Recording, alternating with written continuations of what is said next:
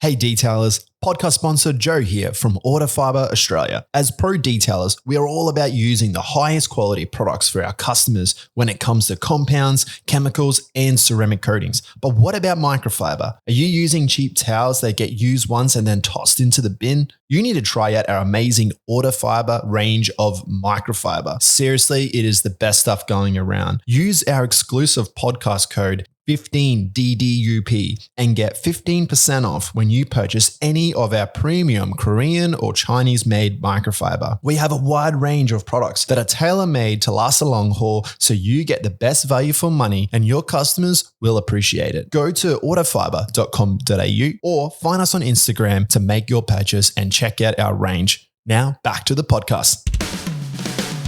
Welcome to the Detailing Down Under podcast, the place for everything auto detailing in Australia right now. Here's your host, Dale Guthrie.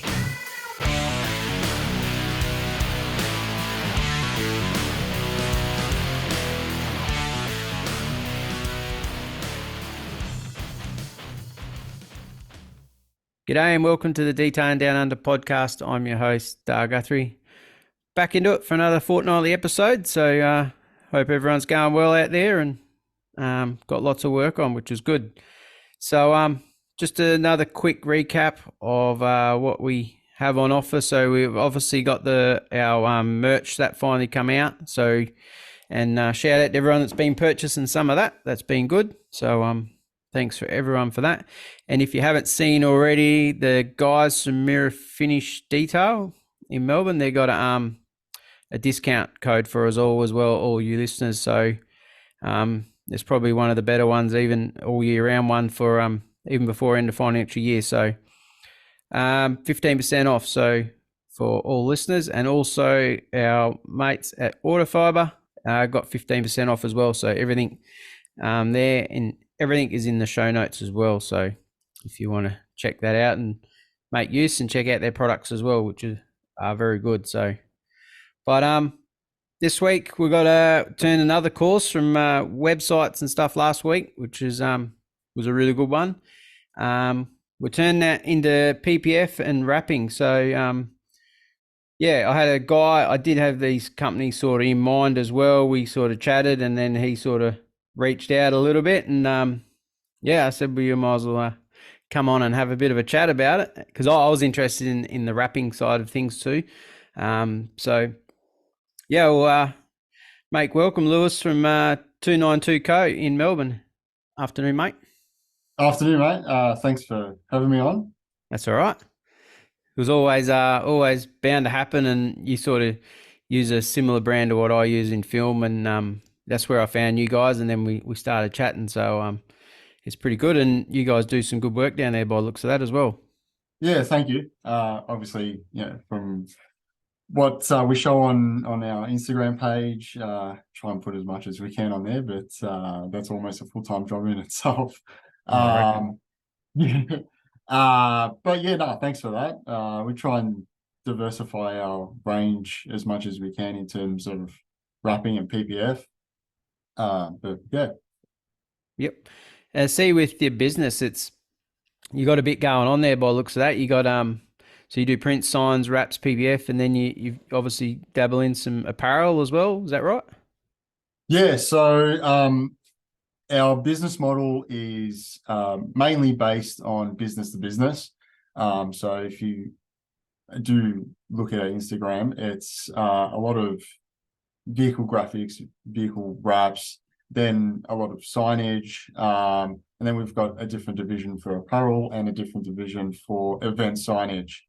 So and in terms of the event signage, it's more sort of based on trade and corporate event signage. So still that business to business. So the business model is, we can take care of all your branding needs pretty much. Yeah, right. And that looks like with banners and everything for events. So yeah, correct. So yeah, in terms of the signage, specifically event signage, it is your large banners for corporate events, and then also your smaller stuff for your birthdays and smaller events and stuff, where we are supplying like backdrop decals, floor decals, banners, that type of thing. Wow. How's everything? What sort of business come along first out of all them? It was definitely the signage and the vehicle signage. Obviously, because the vehicle signage and the vehicle wraps is such a niche industry where you need to have the skill to make it look great and make it last. So definitely those, and that's what we focus on. That's the majority of our work, is the commercial signage and the vehicle wrapping and vehicle signage. Yeah, so that they came along first, and then we sort of found another market in the event signage, and the apparel is just sort of a tack on, just as an extra service. Yeah, sort of one-stop shop really for any business starting out. You could pretty much set them right up with everything. Well, that's the idea, yeah. Yeah. No, nice.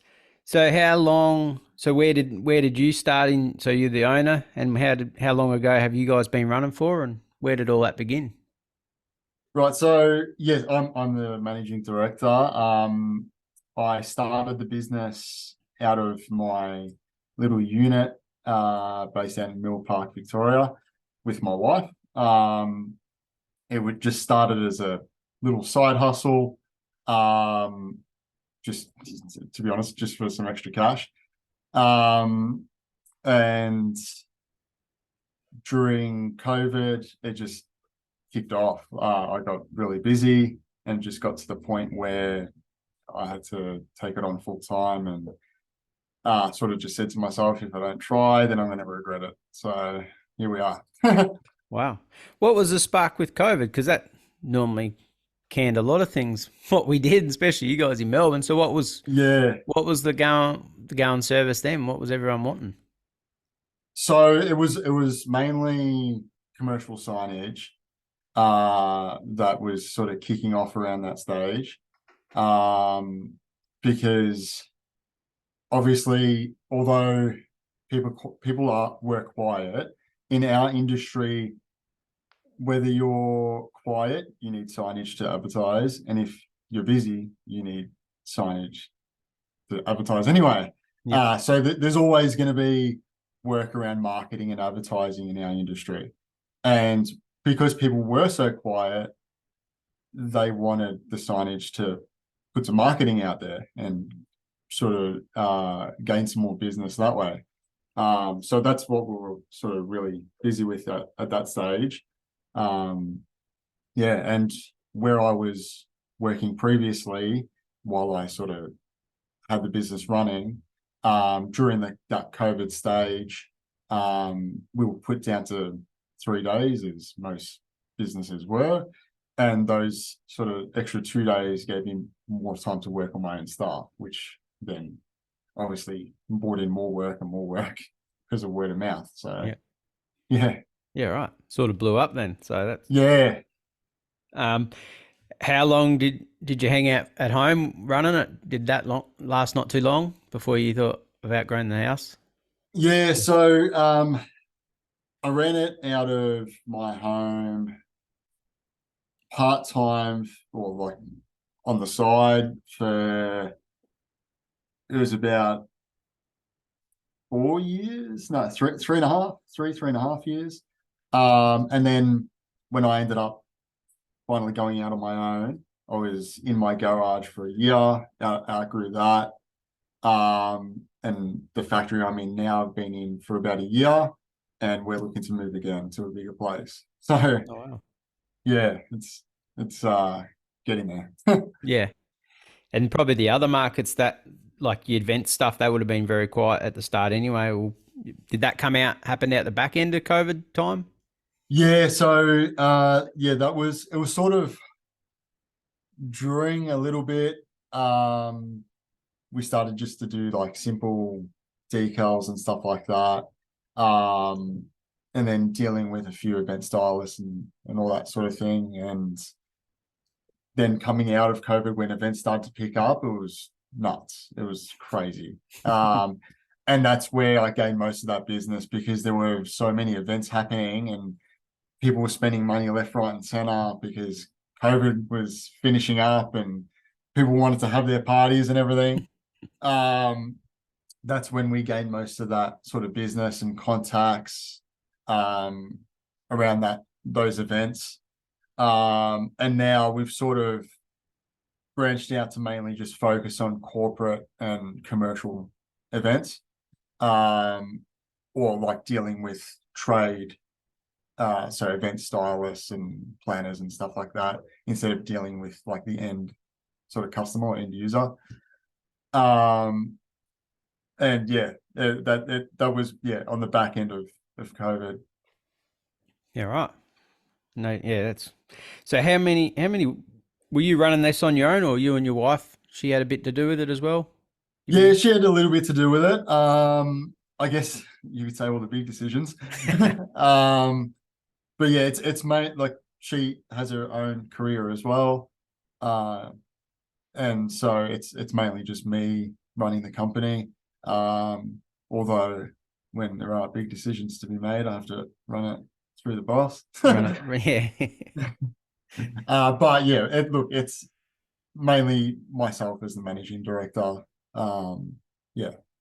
Yep. All right. How many employees have you got running with you at the moment?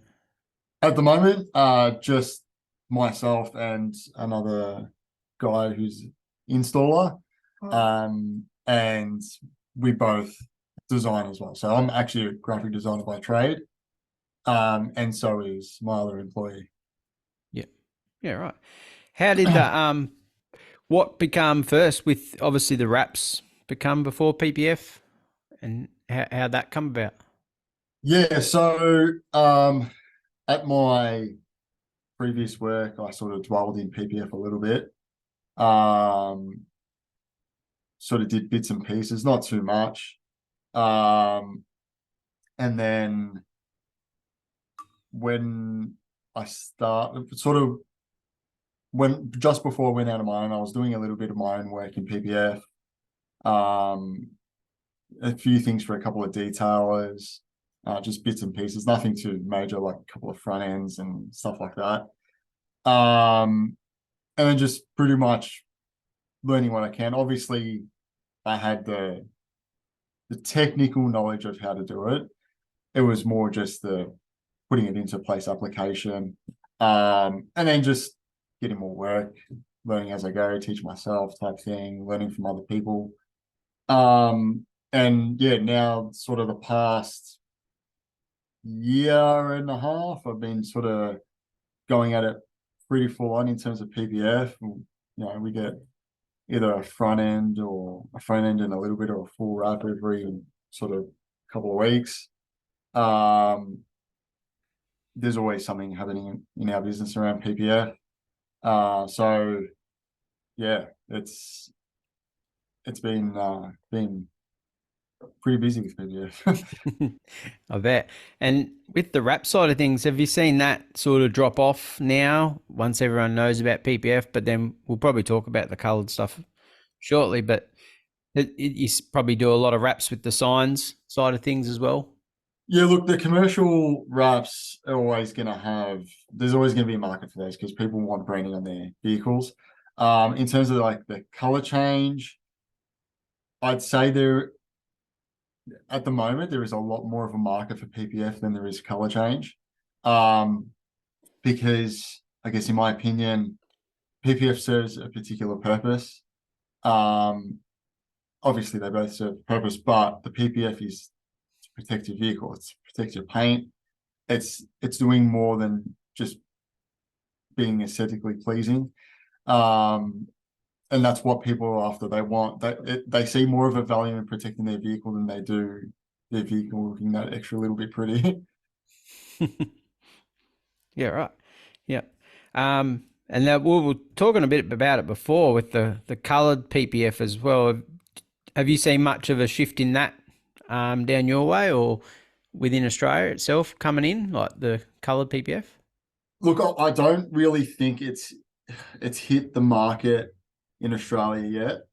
I know it's massive overseas at the moment. Like quite a few. I've seen quite a few rappers overseas use the GWSF film. I know Rap Virus, he pushes it quite hard. But I just don't think it's really hit the market yet. Just purely due to the price point. And just how long it's going to take to use on a full vehicle. So I don't know. I don't really think there's too big of a market yet for it. In terms of black PPF, completely different. Because obviously black PPF you can use for separate parts and pieces like roofs or spoilers, mirrors, whatever, which I have used a little bit as well. But yeah, colored PPF, I don't see coming out, until maybe I'd say a couple of years. Yeah. Yeah. We're always a fair bit behind what they do overseas and stuff anyway. So, Yeah. how would you go with, so the technique of wrapping, how did you go with from that into PPF? Was there much of a difference, or is it all much the same? The technique between the two, in terms of how you stretch film, maybe pretty similar. In terms of like the application, obviously going from dry to wet, completely different. And then obviously with PPF, you're fighting everything underneath it. It is quite different in terms of application. I think that's why quite a few detailers dwell in PPF or do PPF, but don't really touch wrap, because it is a completely different application in terms of the way the film works. Yeah. And the way obviously wet versus dry type thing. Yeah. Is vinyl easy, like with PPF? I only have got into it not a long time, but short time. And is it easy to work with? Can you like distort it and stuff like that, like you can with PPF easily, or does it take a fair bit for that to sort of ruin a piece, sort of, so to speak? Look, like PPF, it depends on the product. Some products are more conformable than others. Obviously due to their thickness, and then the thing with, as well as PPF, is going to be the adhesive as well. Some adhesives are a bit stronger than others. People usually tend to start out with Avery due to just the ease of install. It's got a light tack. It's easy to stretch. And then sort of once they get some experience, maybe move on to 3M or Oracle, where the adhesive starts to get a little bit stronger. It's a little bit thicker, harder to work with. You need a bit more heat when you're working with it, which is the other thing. So vinyl versus PPF, you need heat when you're working with vinyl, in terms of, when you're going around guards, obviously bumpers, and anywhere where there's half a decent curve, you need some heat. And that's obviously depending on the vinyl as well. I know some people can say, oh, Avery can stretch over a guard with minimal heat. Yeah, well, that's Avery. Where when you start to go into like Oracle or 3M, it needs a lot more heat to get the shape. And the technique in terms of doing, corners, edges, it's completely different to PPF. So I think that's what sort of scares off detailers a little bit from sort of dwelling into it, because they're like, oh no, that's a different ball game type thing. Especially with the color change stuff. I think you see on some YouTubes, like they'll do the insides of the doors and stuff, like they're completely full color change, not just the outside. So Yeah. that seems a lot of work, a lot of removing of parts and stuff as well, probably.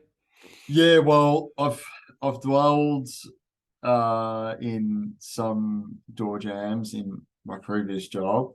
And it is a lot of part removal. It's doors off. and door cards out. Like it's big part removal where you need to get external removal or installers to like body shop or whatever to remove parts, and it becomes quite costly.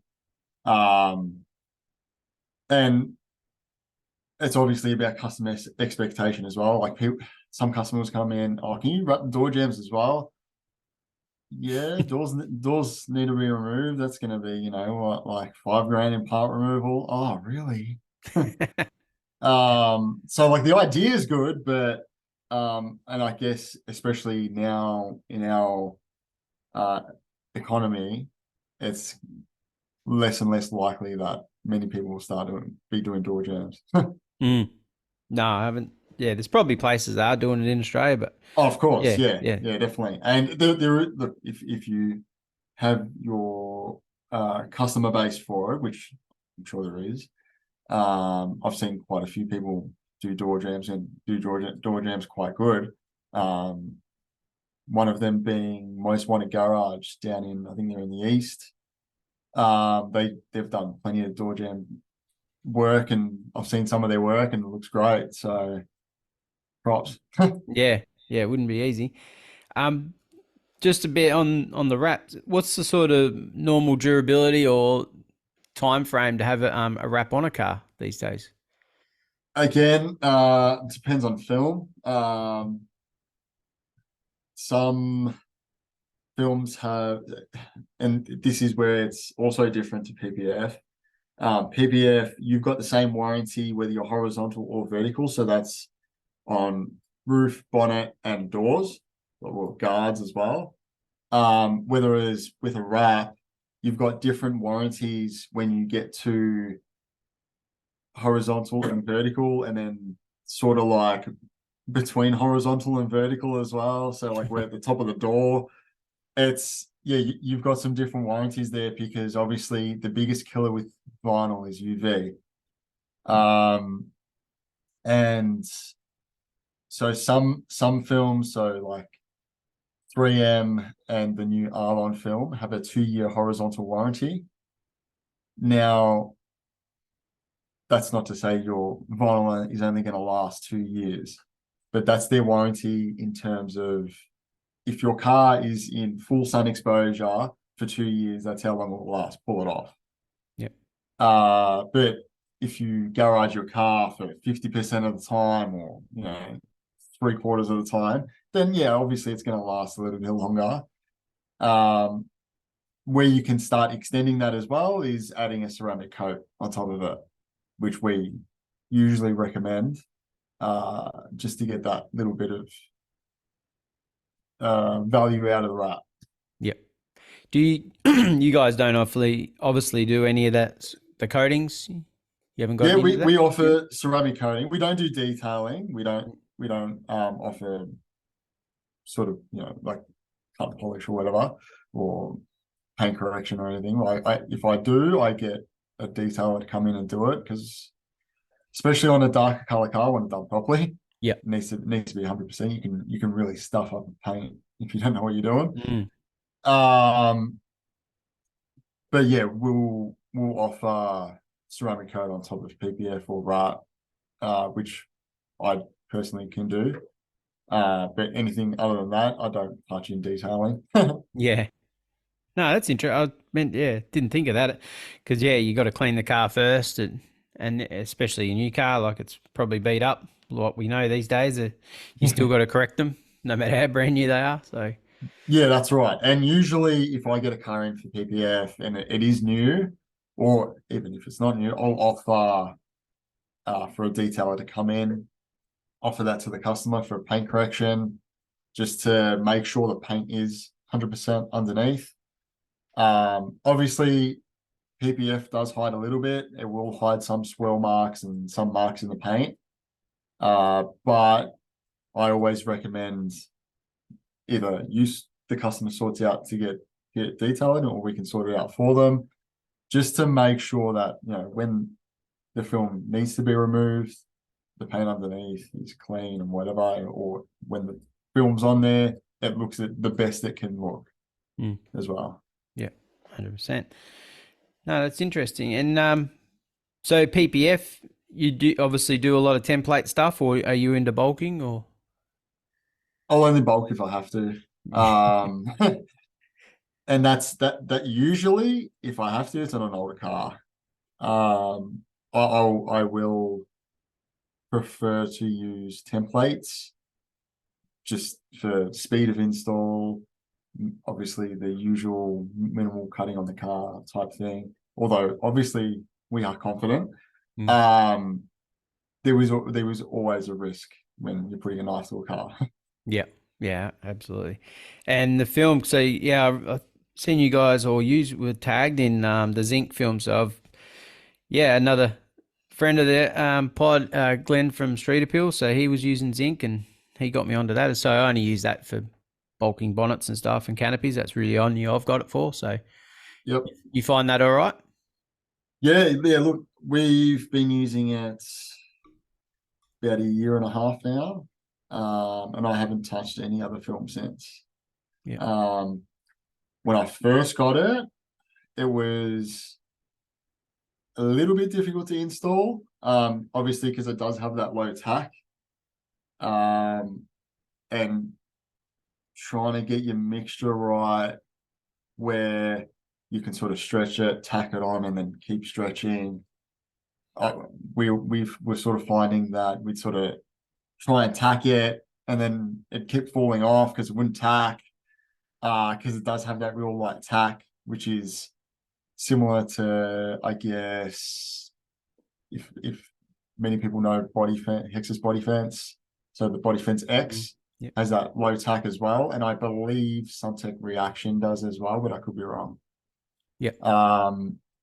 But yeah, having that low tack, it's good because you get less glue lines, you're getting less stretch marks on it, because obviously you can't peel it back up quite easily.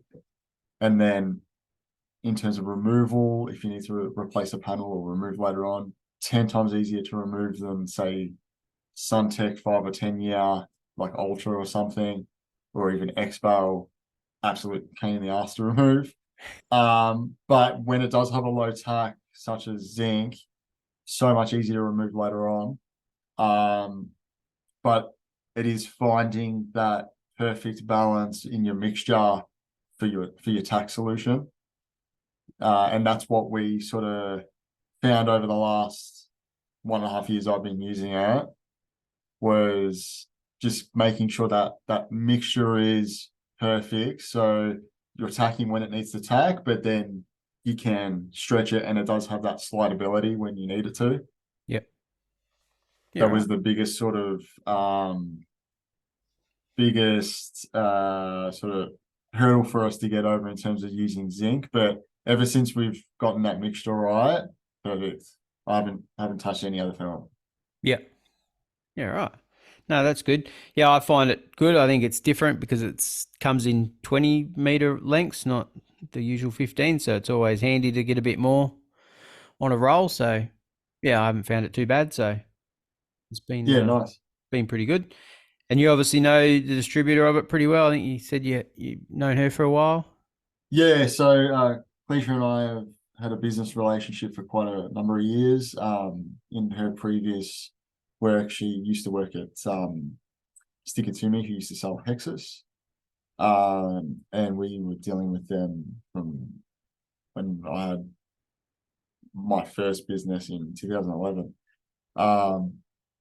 And yeah, just as a general signage supplier. So, I've known her for quite a while, and she's always helping me out in terms of, like, if I need urgent stock or my ridiculous requests, such as getting a roll with no cap liner. they're always very very willing to help when needed. Yeah. Yeah, that's the other thing. Yeah, that film does come with a cap sheet on it, which is a bit annoying sometimes. And I generally request my rolls to have no cap sheet, because we do majority of our stuff which is templated. I ask for the roll to have no cap sheet. Otherwise, I'm spending an hour trying to remove the cap sheet just to cut my PPF. Yeah. Yeah. And besides that, obviously, if you don't roll it right, it gets tunneling, you get marks in the PPF, and it's just a pain in the ass. Yeah. 100%. So, no, that's good. Probably diving back into when you first got your factory, was there any challenges that were like any hidden challenges before when you started out on your own that you didn't account for? Before I got the factory. Yeah, sort of when you dived into it and going in full time, just for anyone starting out. Really, that's sort of. Oh, look, there's always, when you're starting out, there's always that unknown, or that risk factor of going out on your own. You're always going to have doubts or those types of thoughts. So, I guess the biggest advice in terms of going out on your own would be just do it. Like, you're going to doubt yourself. You're going to have doubts about how well you're going to do, but you just got to just do it. And you do have some hurdles. Like before I got the factory, I was working out of my garage, but my garage isn't a proper garage. It's actually enclosed and it's got like a normal front door. So I was doing my wraps outside, in my carport. And whenever I'd get a PPF job, I'd have to borrow someone's factory or someone's space that was like decently clean. There's always going to be stuff that's sort of, I guess, holding you back a little bit. And then it just got to a stage where I was getting too much PPF work. I'm like, I've got to get a factory. Yeah. No, that's good. And what with the apparel side of things, is there much? Do you do your own shirts and stuff? Is that obviously what that's about as well? Yeah. So we in-house, we've got our own heat press machine. Obviously we've got a vinyl cutter and stuff, so we do vinyl heat press in-house. And then we've got some close suppliers that we use for embroidery, screen printing, and direct to film. So for those higher quantities, if people are wanting, 30 t-shirts, 50 t-shirts or whatever, we've got some close suppliers that we get some awesome pricing off. So we're able to then pass on competitive pricing to our customers for that. Yeah. Is there much, I don't know, from what I see, we're trying to chase merch and stuff. Is there much involved with that now and demand for it, you reckon? 'Cause it seems like everyone's doing it. Yeah, look, I don't really have an issue with it, only because I don't really push it as a main income source. It's an extra service for our customers. Yeah. So they came in for some vehicle signage and some core flip signs, and they're like, oh, do you guys do tops? Yeah, no worries. So it's just that extra level of service, just so we're able to provide our customers with something extra, provide a little bit more value to our customers. And to be honest, on the apparel, there's not much margin on it. So I don't really push it as a main income source, but just to provide some additional value for our customers. Yep. No, nice. And is there many other sort of, do you, with sign writers, there's probably a fair few in your area down there? Yeah, I think there's like 3 or 4 just in my area in Epic. Wow. Yeah, So, it's a bit like detailers. Yeah, well, they're everywhere too. So, no, that's good. What with your PPF side of things, sort of, we'll talk a bit about the equipment and plotters and stuff. What sort of plotter are you running? Yeah, so I'm running a Sumo cutter, 1600 wide. I believe it's called, the model's a D90. Perfect plotter. I got it about 3 years ago, and nothing's gone wrong with it. It's hasn't skipped a beat. The only thing I've had to replace on it is a cutting strip and obviously blades, and that's it. It's if I'm going to recommend any plotter for anyone who's wanting to do template work or signage or whatever. It'd be a Sumo. That thing is a machine. It cuts fast, cuts accurate, and there's no issues at all whatsoever. Yeah. No, that's cool. And have you got what software are you using? So for my patterns, I don't actually use a subscription software. I pay per pattern or per, so for like a front end or full car, whatever I'm doing, that's through a company called Xcut. I believe there's also a website which I've used previously called autopatterns.com, which you can purchase. So like a front end kit or a full car, or they've got like bikini cut kits, which is good and bad. If you're doing a lot of pattern work, it becomes a little bit costly on each job. But the good side of things is once I've been sent that pattern, it's mine. So if I get, say I do a C63 and I've got 4 of them coming out, well, I don't need a subscription software because I've already got the pattern. Yeah. And I just use my cutting software. So we run our cutter off Adobe Illustrator. I just use Adobe Illustrator, put it in that, cut my pattern. There you go. Yeah, right. Yeah. Never heard of that, but that's interesting. Yeah. Yeah, I was going to say, so they obviously just send you a file with everything in it. Yeah. And you So they just send me a EPS or PDF of whatever I've purchased. So whether that's the full car or whether that's the front end. And then I can, using Adobe Illustrator, if I need to extend edges, I can. Obviously, being a graphic designer by trade, I know that software quite well. But you can even use, if I know some sign writers use like Flexi Sign, or something similar. You can do the same thing. You just obviously extend your points or nodes out to however much bleed you want on each panel type thing. Yeah. No, that's interesting because, yeah. So what's sort of with the wrapping or the signage to compare to PPF? Is that would that be 50-50 for you or not quite? Like you're doing more wraps than PPF, or? Depends on the time of the year. Oh, yeah. It's a seasonal thing, I guess. Like at the moment, we've done a shitload of signage, just commercial work the last sort of couple of weeks, a bit of event work.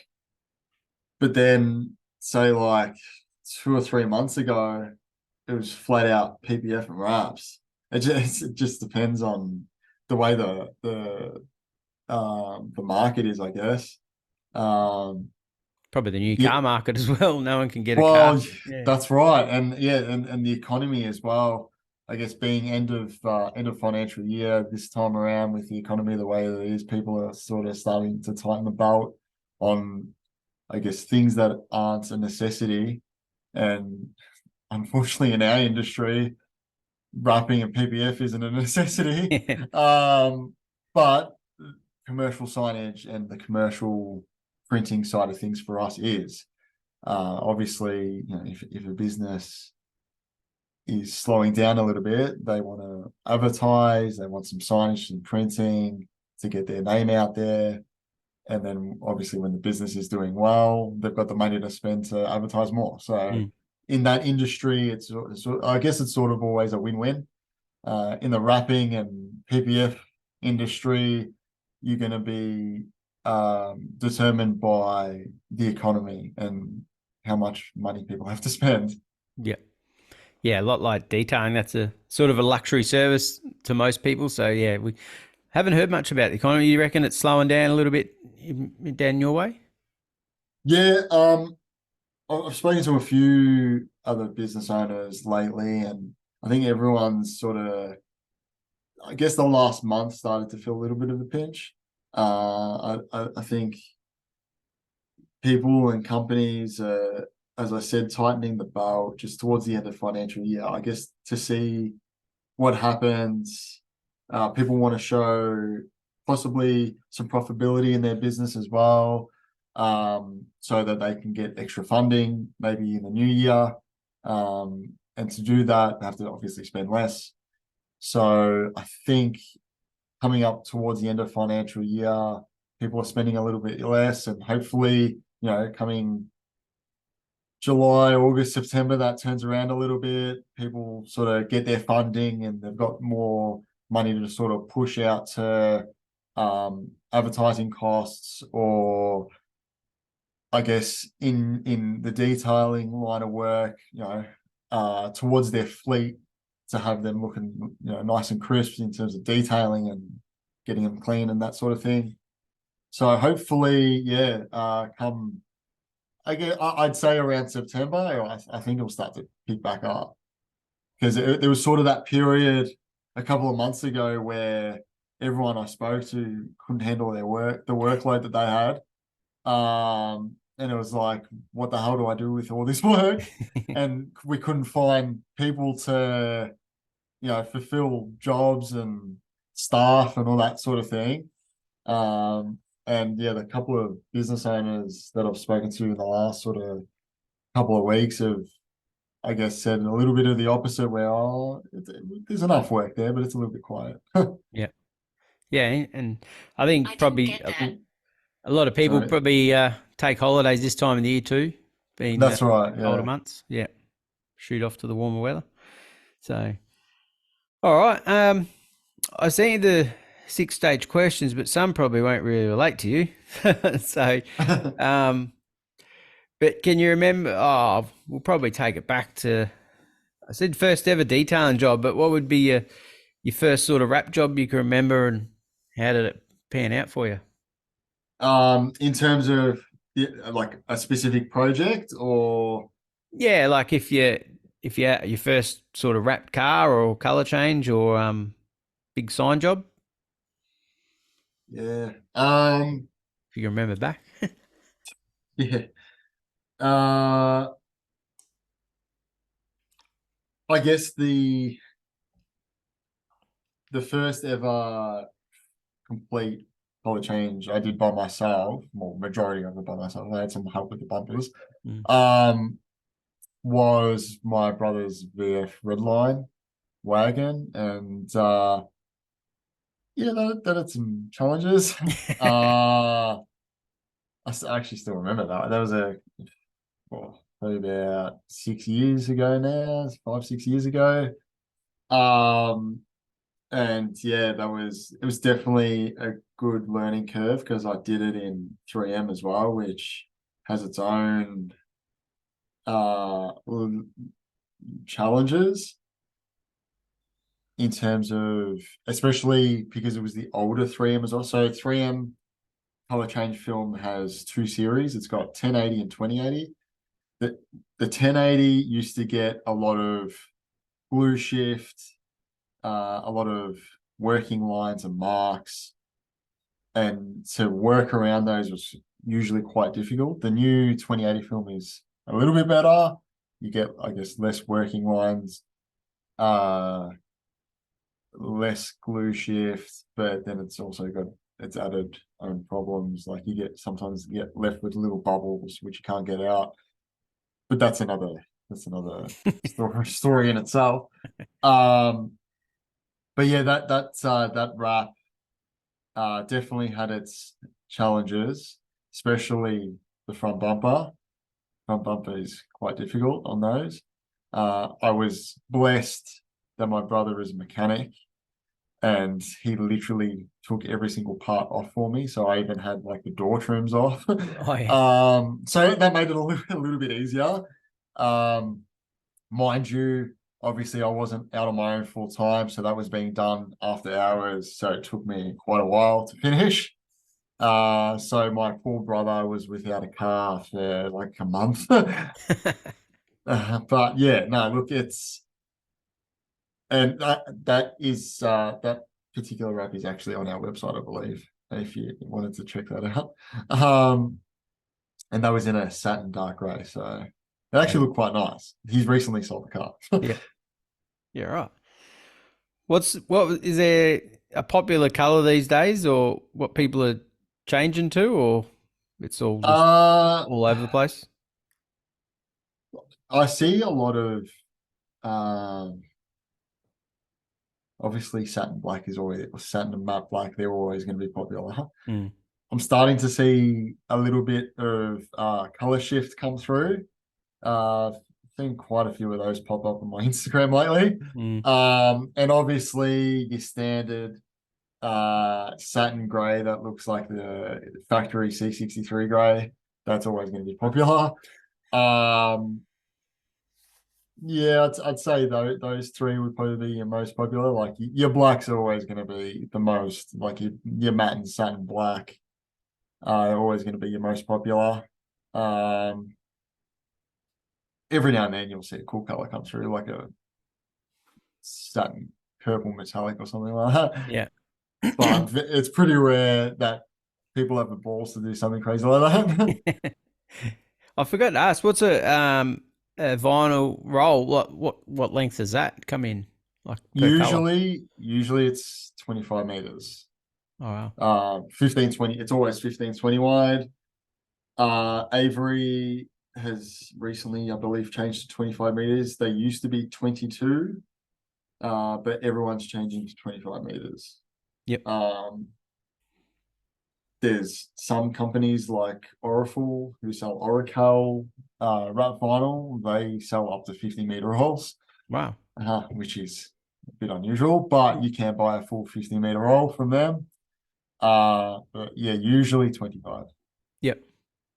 No, cool. I might as well scrap the favorite polisher. Do you have a dream car that you always wanted or you've had and had to sell or anything like that?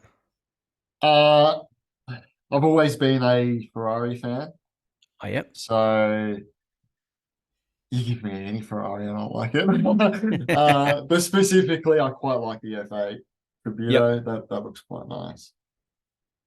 All right. No, very nice. And favorite tool or product? So what sort of is your favorite tool for wrapping or your probably main day-to-day duties? Um, at the moment, well, actually, most of my wrapping career, I've stuck with a squeegee called Speedwing. I don't have one here. It's pretty. It's a weird looking sort of squeegee. It's not like your standard squeegee. It sort of flares out on the edges, and it allows you to get into, I guess, tight corners where you would most of the time have to use a pick tool or something sharper to get in there. This one's quite good where you use your hard edge. You can pretty much do most edges without using a pick tool. So that's my preferred squeegee.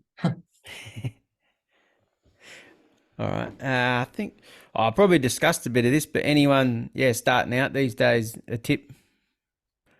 Yeah, so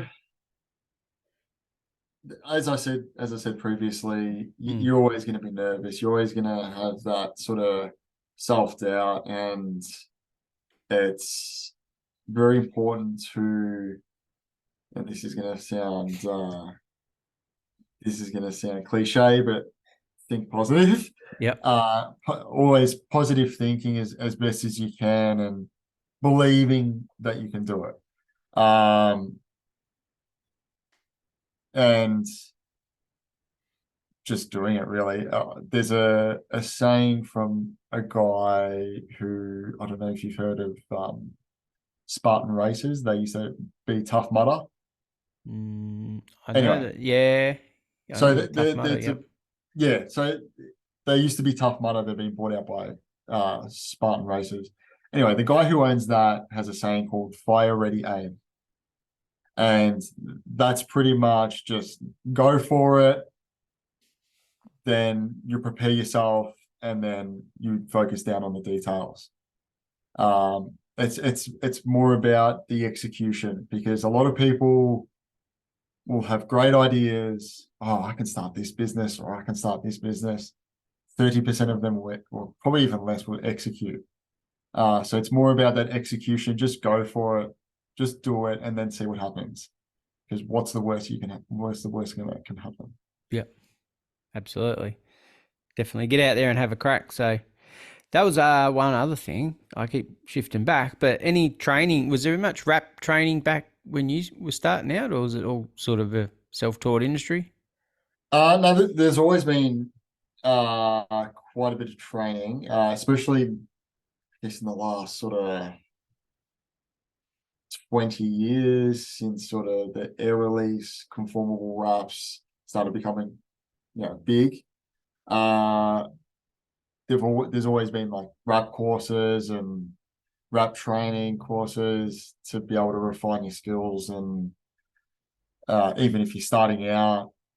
So that especially there's actually quite a good one that Hexus do, which is a 3-day wrap course, which is pretty intense. That's been around since I started out, from what I can remember, and that's always served a lot of people who pretty much start from basics to advance. And now, there's pretty much every vinyl brand doing training, whether that's basic or advanced. And once you get to that advanced stage, then you can actually do some training to become certified in specific products. So similar to like Expo, where you have to be certified, or I believe Suntech possibly have the same thing, where you can become a certified installer. Vinyl brands have the same thing. So you can be 3M certified, or Avery certified, or etc. Yeah, yeah, right. No, that's good, because we always wonder about PPF training. I'm always looking around myself for that, and but yeah, I think there'd be many others listening that probably would love some sort of training as well. And even if they are thinking about getting into wrap, so something to Yeah, think about. even for PPF training, there are quite a few suppliers providing training now. I know Avery do a pretty good PPF training, obviously using their product, but essentially the principles are all the same. Obviously, Yeah, it's going to differ slightly on materials. Obviously, Expo has one of the best training programs, which you have to go to Sydney for, which I don't know if that's still the case. I That think it's all was changing a little bit with that brand, by the sounds of it. Yeah, I think they're going out on their own now, I believe. Yeah, So I'm not sure how their training would work, but you used to have to go to Sydney to do, I think it was a 2-day or 3-day training course. It was pretty intense. Um, Hexus also have their own PPF training course with John from Blurred, which is pretty well known rapper down here. Um, and I believe most people who sell PPF provide some sort of training. So yeah, as it becomes bigger, there are a lot more training courses available. Um, and obviously, if you or anyone ever has any questions about where to find these courses, please don't hesitate to contact me. I'm more than happy to help. yep. No, that's good. And probably one more. You got any interests outside of um, your business? Yeah, that's a hard one. Because obviously the business takes up a lot of my time. Yeah, Um, no, look, it's if I am not working on or in my business, I'm just spending time with family, my kids, my wife. On the weekend, I'll try and take them out somewhere, go do something as a family, because obviously when you run a business, there's not much personal time. no, Um, I try and enjoy some fitness. I go to the gym most days of the week, just for that mental reset, so a little bit of mental toughness. yeah. Um, and yeah, a little bit of reading as well, some personal development and stuff. Yeah. So yeah. No, awesome. Yeah, no, the family life, we hear that a lot, and I can count for that. Yeah, it does take up a bit of your time, and most weekends, so that's good. So, but oh, we might finish her up, wrap her up, and how can anyone contact you? Obviously, we're chatting through Instagram. Is there any way else? Your website there? Yeah, so if you want to check out our business, what we do, it's at 292 Creative on Instagram and Facebook.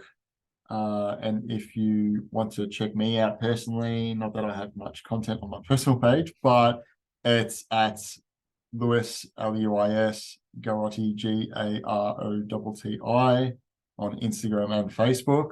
And then obviously our website, 292creative.com.au. Yeah, awesome. So, yeah, no, head over and check out what they do. So it's just another side of detailing, sort of like with the wrap industries. It's a little bit different, but I think with the PPF side of things, it sort of all works in well. And obviously, if anyone needs some event stuff, signage and apparel, that's one-stop shop. Yeah, and just adding to that a little bit as well. Hopefully, the information gives detailers some insight of how it could possibly help their business as well. So if they're looking to get into that sort of into the wrap industry, but aren't too confident, you can always reach out to a wrap installer to chip in, and you'll probably notice it will complement, especially if you do PPF, it complements the detailing side of things and the PPF side of things. Because I would be, 80% sure that most detailers will get asked about color change or some sort of wrapping. And if you're not too confident in doing it yourself, you could always find a trusted wrap installer or wrap supplier to come in and give you a chop out, and possibly, if they're kind enough, even to teach you. I know when I sort of first started out on my own, I was doing quite a bit of subcontracting, and I'd have no issues in teaching the people I was working for if they thought I knew more than them, in terms of like the wrap knowledge and stuff. And I've actually trained quite a few people just subcontracting to them. So you can even learn that way. Get a subcontractor in, learn off them, and that will hopefully get you a little bit more confident if you wanted to get into that industry. Yeah. No, that's really good. So, yeah, it's always, I think a lot in our industry are doing PPF, but I think the wrap side, there might be some that want to do it or are doing it. And like I said, I thought maybe the wrap industry might be disappearing with the PPF color coming in, but I don't think that's going to be the case by the sounds of it. So. No, I don't look. I don't think it will be anytime soon. It will replace, because color change film is evolving as well.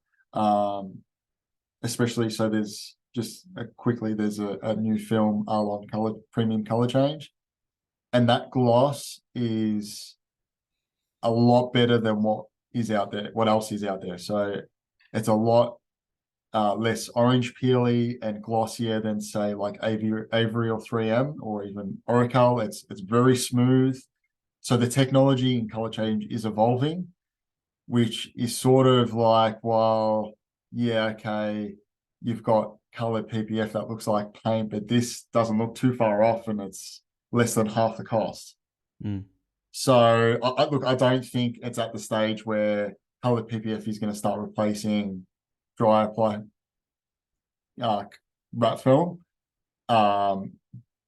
mainly due to the length of the install time and cost of film. It's not viable as a sellable product yet.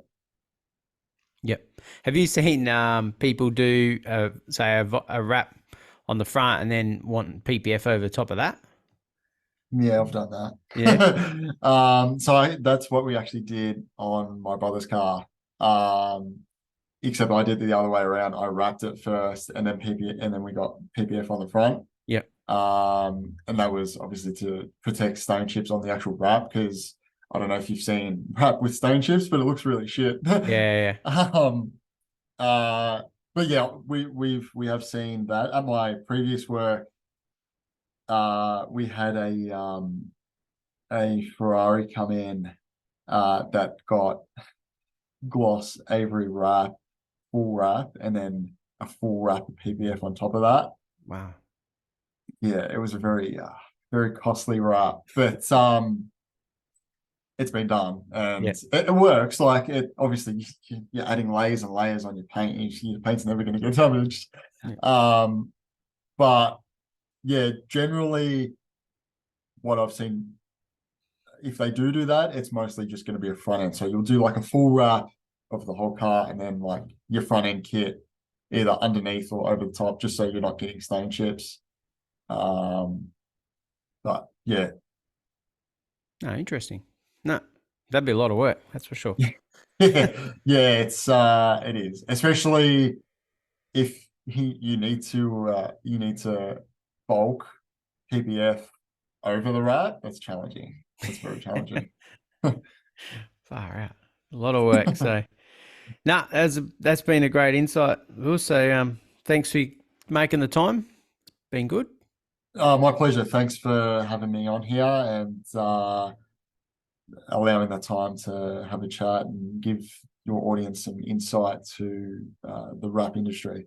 No, it's been good. I've been wanting to do it, and yeah, we sort of made it happen, which is even better. And hopefully everyone gets something out of it. So, yeah, I didn't know much about it, and that's sort of why I wanted to learn more. And hopefully everyone's got something out of it. And yeah, all right. And obviously, sorry. Right. Obviously, if anyone has any further questions about the industry or a specific film or technique or whatever, don't hesitate to reach out, and I'm more than happy to help. Yeah, that's good. So, happy to help. All right, we'll wrap it up and we'll get back to it. So everyone, thanks for that, and thanks, Lewis, again, mate. Thank you. Cheers. Thanks. Cheers. That was another episode of the Detailing Down Under podcast. Subscribe now for everything auto detailing in Australia.